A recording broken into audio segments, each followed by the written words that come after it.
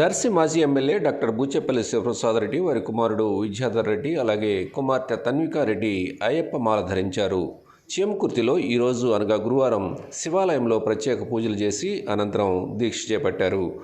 ఈ సందర్భంగా అయ్యప్పలకు అన్నదానం చేశారు.